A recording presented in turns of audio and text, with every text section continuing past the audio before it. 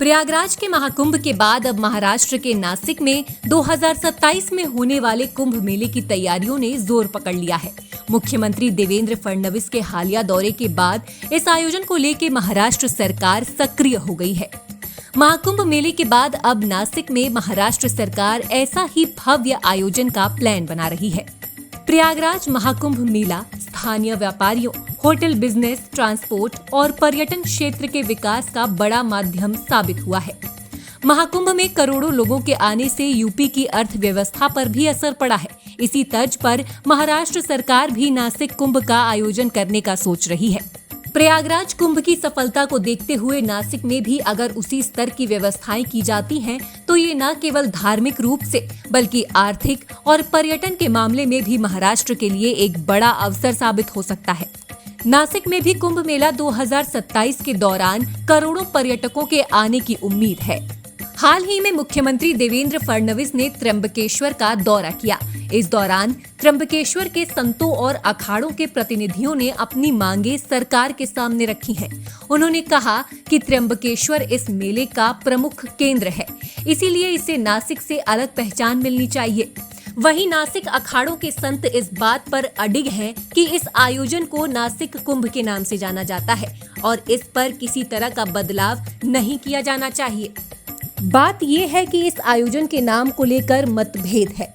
त्र्यंबकेश्वर के साधु संत चाहते हैं कि इस मेले का नाम त्र्यंबकेश्वर नासिक सिंहस्थ कुंभ मेला रखा जाए, जबकि नासिक अखाड़ों के संत और महंत इसे सिर्फ नासिक कुंभ मेला ही कहना चाहते हैं।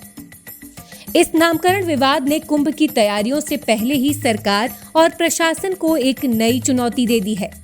इसके अलावा नासिक अखाड़ों के संतों ने सिंहस्थ कुंभ मेला प्राधिकरण में अपनी भागीदारी की भी मांग की। उनका कहना है कि संतों और अखाड़ों की भूमिका अहम होती है, इसलिए उन्हें भी इस प्राधिकरण में जगह दी जानी चाहिए। सूचना है कि सिंहस्थ कुंभ मेला 2027 में 14 जुलाई से 25 सितंबर के बीच आयोजित होगा। हर 12 साल पर लगने वाले इस मेले में लाखों लोग गोदावरी नदी के तट पर स्नान के लिए पहुंचते हैं। सूत्रों की माने तो सरकार नासिक कुंभ के लिए नए घाटों के निर्माण और कुंडों की व्यवस्था को बेहतर बनाने पर जोर दे रही है। नासिक सिंहस्थ कुंभ की तुलना अक्सर प्रयागराज कुंभ से की जाती है। प्रयागराज कुंभ में 2019 में करीब 24 करोड़ श्रद्धालुओं ने हिस्सा लिया था, जिससे यूपी सरकार को पर्यटन और अर्थव्यवस्था के क्षेत्र में भारी लाभ हुआ था। रिपोर्ट्स बताती हैं कि प्रयागराज कुंभ से यूपी को 1.2 लाख करोड़ रुपए का लाभ हुआ था। इसी तरह महाराष्ट्र सरकार नासिक कुंभ को वैश्विक स्तर पर प्रमोट करने के लिए जोरों से काम कर रही है। डिजिटल और सोशल मीडिया पर भी काम शुरू होने वाला है।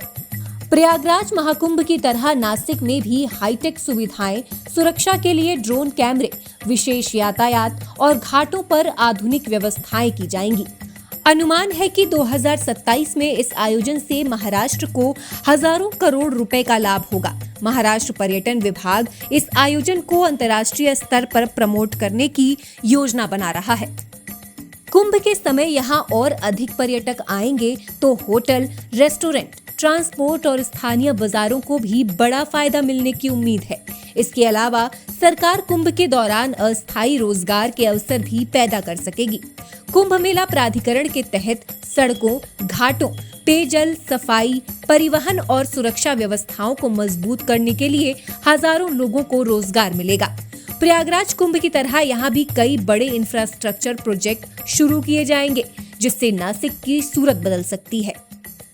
हालांकि इस आयोजन के साथ कुछ चुनौतियां भी हैं। प्रशासन के लिए सबसे बड़ी चुनौती लोगों की भारी भीड़ को संभालना है।